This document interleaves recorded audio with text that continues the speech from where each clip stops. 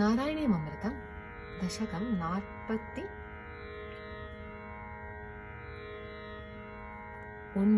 சகடாசுரவதம்.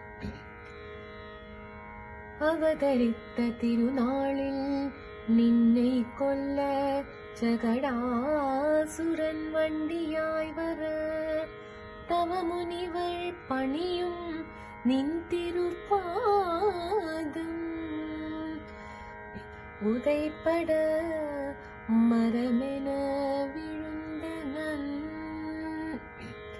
பாலலீலை எனும் தலையில் அசுரவதம் உமக்கு மயப்பீலி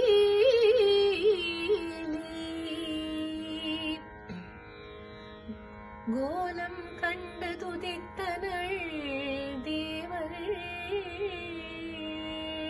திளைத்தனர் கோகுல பாலள் குருவாயூர் தன்னிலே குடிகொண்ட மன்னனே குருவாயூரப்பனே